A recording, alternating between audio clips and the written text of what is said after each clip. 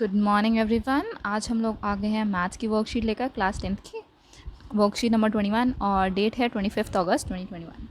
आज का टॉपिक है pair of linear equation two variables elimination method. हमने लास्ट वीडियो में सब्स्टिट्यूशन मेथड करा था, सब्स्टिट्यूशन मेथड के कुछ क्वेश्चंस भी डिस्कस करे थे और उससे रिलेटेड वर्कशीट पूरी सॉल्व करी थी। अगर सब्स्टिट्यूशन मेथड समझना है तो लिंक बायो में डिस्क्रिप्शन में भी है और यहाँ टॉप पे भी मैं डाल दूँगी। ओके, आज बात हो रही है एलिमिनेशन मेथड की। अब एलिमिनेशन मेथड में क्या होता है? एलिमिनेशन मेथड में एलिमिनेशन का मतलब ही क्या है कि एक चीज़ को एलिमिनेट कर दो, मतलब हटा दो वहाँ से। तो एलिमिनेशन में हमने एक टर्म को, जैसे पेयर ऑफ टू वेरिएबल्स होते हैं ना, इसमें एक्स और वाई दो वेरिएबल्स होते हैं। अब दो वेरिएबल्स में हमने या तो एक्स को या तो वाई को, किसी एक को एलिमिनेट करना है, तो हमें इक्वेशन सिर्फ एक्स की फॉर्म में या सिर्फ वाई की फॉर्म में लेकर आनी है, उसे एलिमिनेशन मेथड कहते हैं। अब करना कैसे है उसे सॉल्व करके देखते हैं। देखो, we can eliminate numbers by using additive inverse. Additive inverse को यूज़ करके हम लोग एलिमिनेशन मेथड कर सकते हैं। जैसे इसमें तो नॉर्मल हमने दे दिया, जैसे 4 दिया हुआ था, 4 को एलिमिनेट करना है तो क्या करोगे, -4 कर दोगे, 0 हो जाएगा। ऐसे ही 12 दिया हुआ है तो -12 कर दो, -9 दिया हुआ है तो +9 कर दो। प्लस या माइनस करके हम उसको ज़ीरो कर सकते हैं, उस चीज़ को एलिमिनेट कर सकते हैं हम। और अच्छा, ये तो सिर्फ नॉर्मल कांस्टेंट टर्म्स हो गए। यहाँ पे हमने x और y के टर्म्स में देखा है। अगर हमें 3x गिवन है, उसको एलिमिनेट करना है तो क्या करना है, -3x लगा दो जो है उसको। अगर ये पॉजिटिव में है तो माइनस लगा दो, अगर ये नेगेटिव होता -3x होता तो हम इसमें +3x कर देते, तो ये ज़ीरो हो जाता है ना, माइनस प्लस कट जाते हैं। जैसे ये -4y गिवन है तो इसमें +4y कर दिया एलिमिनेट करने के लिए। ओके, चाहे x हो चाहे कांस्टेंट हो, करना एक ही चीज़ है। अगर प्लस है तो माइनस कर दो, माइनस है तो प्लस कर दो। अब हमें ये बताना है करना चाहिए, अगर हमें 3y गिवन है तो हमें क्या माइनस करना चाहिए, 3y माइनस होगा। 4x है तो क्या होगा, -4x प्लस हो जाएगा। ठीक है, प्लस का साइन है ना यहाँ पे, तो यहाँ पे हमें 4 के साथ माइनस लगाना पड़ेगा। अब 2x पॉजिटिव का है तो क्या माइनस करेंगे, 2x माइनस करेंगे।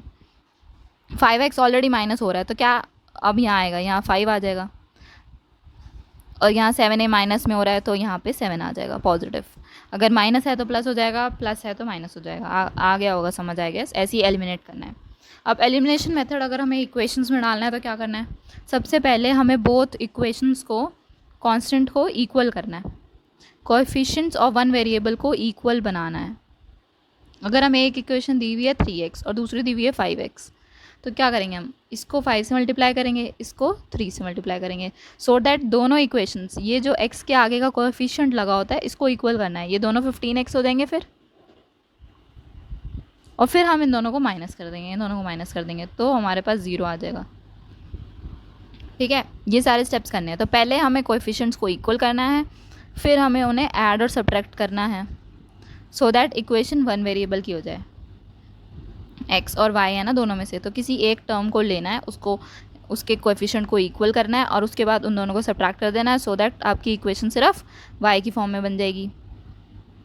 फिर उस एक इक्वेशन, एक वेरिएबल की इक्वेशन को सॉल्व करके उसकी वैल्यू निकालनी है, फिर वो वैल्यू आपको दूसरे वेरिएबल में पुट करनी है। अब और चीज़ें क्या ध्यान में रखनी है, अगर कोएफिशिएंट पहले से ही इक्वल है तो हमें ये स्टेप 1 करने की ज़रूरत ही नहीं है। ठीक है, अगर कोएफिशिएंट ऑलरेडी इक्वल मिले हुए हैं तो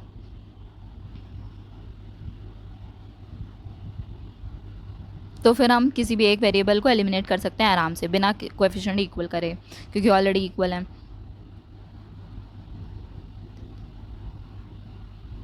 और अगर एक इक्वेशन का वेरिएबल, एक इक्वेशन का कोएफिशिएंट दूसरे इक्वेशन के कोएफिशिएंट के मल्टीपल में है, जैसे अगर हमें 3x और 6x ले लिया तो ये 3 2 6 होता है, तो हमें सिर्फ इसको 2 से मल्टीप्लाई करने की ज़रूरत है, इसको कुछ करने की ज़रूरत नहीं है। ये एज इट इज़ 6x रह जाएगा और इसको 2 से करेंगे तो ये भी 6x हो जाएगा, है ना, इक्वली तो करना है हमने, तो हमने सिर्फ एक को मल्टीप्लाई करने की ज़रूरत पड़ेगी। ठीक है, सिर्फ one equation need to be multiplied. अब एग्जाम्पल देख लेते हैं कैसे सॉल्व करा हुआ है। एग्जाम्पल में हमें इक्वेशन दी हुई है 2x + 3y = 8, इसको हमने 1 मार्क कर लिया और ये वाली इक्वेशन को 2 मार्क कर लिया।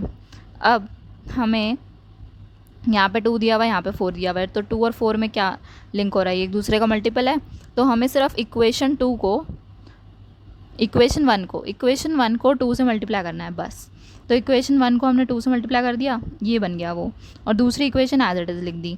अब इनको एलिमिनेट करना है तो क्या करना है, हमें इस इक्वेशन में से ये इक्वेशन माइनस कर दिया है, तो 4x से 4x माइनस हो जाएगा और ये माइनस होके y की वैल्यू 8 आ गई। अब इस y की वैल्यू को कहाँ डालेंगे हम, इस y की वैल्यू को इस इक्वेशन में डाल देंगे, फर्स्ट इक्वेशन में, ये रही फर्स्ट इक्वेशन, इसमें डाल दी वैल्यू। अब y की वैल्यू इसमें पुट करी तो x की वैल्यू आ गई, तो हमारे पास सोल्यूशन आ गया। ठीक है, ऐसे समझ आ गया होगा। अब हमें ये 2 क्वेश्चन खुद सॉल्व करने हैं। एक इक्वेशन दी हुई है क्वेश्चन 1 ए पार्ट, 3x + 4y = 10 और x - y = 1। ओके, हमें गिवन था 3x + 4y = 10 और x - y = 1। ठीक है, तो अब हमने ये देखा है, तो हम एक ट्रिक और है, माइनस प्लस करने की बजाय, जो ऑलरेडी एक दूसरे के ऑपोजिट साइंस है ना, जैसे ये और ये ऑपोजिट है, ये प्लस में, ये माइनस में है, तो हम क्या करेंगे, इस वाले y के कोएफिशिएंट्स को इक्वल बना देंगे। अब यहाँ पे 1 है और यहाँ पे 4 है, तो हमें सिर्फ इसको मल्टीप्लाई करना है 4 से, इसको एज इट इज़ रखेंगे। ये इक्वेशन 1 है, ये इक्वेशन 2 है, तो हमने इक्वेशन 1 को एज इट इज़ रखा 3x + 4y = 10 as it is, और इस इक्वेशन को 4 से मल्टीप्लाई कर देंगे, तो ये क्या बन जाएगा, 4x - 4y। ये इक्वेशन क्या थी,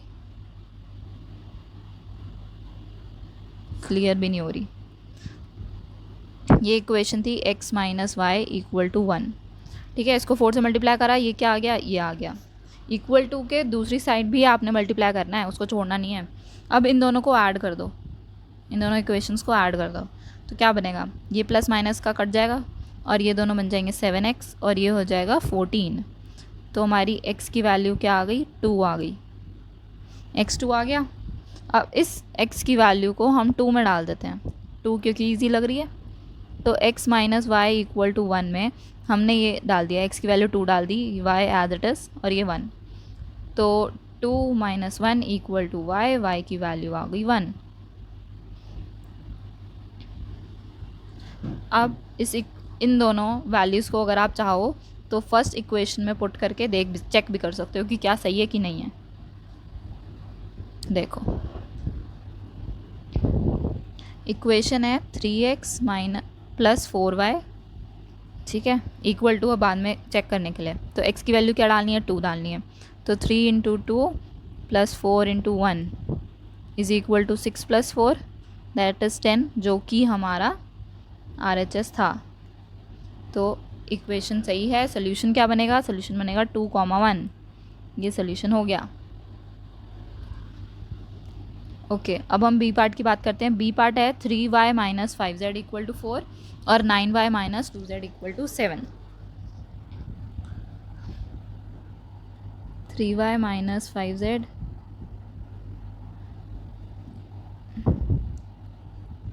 = 7, क्या इक्वेशन थी, ओके, ये था 4 और ये है 9y - 2z = 7। तो अब ये इसका मल्टीपल है, ये इक्वेशन 1, ये इक्वेशन 2। तो इक्वेशन 1 को सिर्फ 3 से मल्टीप्लाई करने की ज़रूरत है, ये एज इट इज़ रहेगी क्योंकि बड़ा नंबर है मल्टीप्लिकेशन का। अब हमने इसको 3 से मल्टीप्लाई करा, क्या बना, 9y - 15z = 12 और दूसरी एज इट इज़ लिखेंगे 9y - 2z = 7। अब हम इन्हें माइनस कर देते हैं क्योंकि ये दोनों पॉजिटिव हैं, तो माइनस करना पड़ेगा, ये कट गए, ये क्या बनेगा, -13z, साइन बड़े वाले का लगेगा, ये पॉजिटिव हो गया और ये दोनों माइनस होके क्या बचेंगे, 5। तो हमारा z की वैल्यू क्या आ गई, -5/13। अब हमने ये वैल्यू डालनी है इक्वेशन 1 में। इक्वेशन 1 थी ये 3y - 5, z है -5/13 = 4। अब ये हो जाएगा माइनस माइनस प्लस, 3y + 25/13 = 4। तो 3y की वैल्यू हो गई 4 - 25/13। इसको कैसे लिखेंगे, 52 माइनस 25/13, LCM ले लिया, ये बनेगा 27/13 और y की वैल्यू क्या हो गई 1/3 इंटू 27/13, ये हो गया 9, तो y की वैल्यू आ गई 9/13। तो सॉल्यूशन क्या बन गया, सॉल्यूशन बन गया 9/13 कॉमा -5/13, दैट्स इट। अब क्वेश्चन 2 है, मीना बैंक गई है विड्रॉ करने 2000 रुपीज़, उसने कैशियर से बोला 50 रुपीज़ और 100 रुपीज़ के नोट्स ही चाहिए उसे, तो उसे टोटल 25 नोट्स मिले और हमें बताना है कि 50 और 100 के नोट्स कितने कितने हुए। अब इसमें हिंट भी दिया हुआ है, हिंट क्या दिया हुआ है, हमने लेट कर लिया कि 50 रुपीज़ के नोट उसे कितने मिले x और 100 रुपीज़ के नोट कितने मिले y, तो टोटल नोट्स कितने थे, उसे 25 नोट्स मिले थे, तो x + y = 25, ये इक्वेशन बन गई। अब एक नोट की वैल्यू है 50, तो x नोट्स की कितनी वैल्यू होगी 50x हो जाएगी। अब एक नोट 100 रुपीज़ का है और y नोट्स की वैल्यू कितनी होगी 100y हो जाएगी।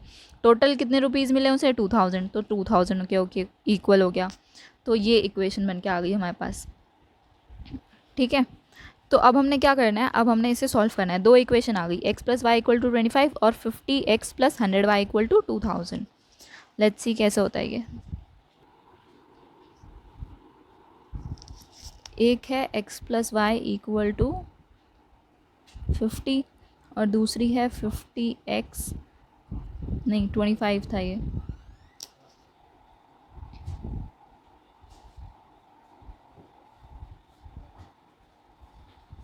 ये है 25 और ये है 100y = 2000। ये इक्वेशन 1, ये इक्वेशन 2। तो अब हमने क्या करना है, एक इक्वेशन को दूसरे के कोएफिशिएंट के इक्वल रखना है, तो ये इसका कोएफिशिएंट 1 है और इसका 50 है, तो हम इस इक्वेशन को 50 से मल्टीप्लाई कर देते हैं। 50 से मल्टीप्लाई करेंगे, ये क्या बनेगा 50x + 50y =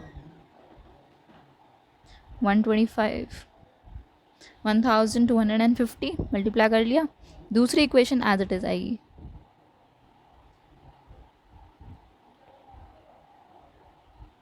और अब हमने इन दोनों इक्वेशंस को माइनस कर देना है, ये कट गया, ये बचा -50y, साइन बड़े वाले का लगेगा, और इन दोनों को माइनस करा तो क्या आएगा माइनस का 750।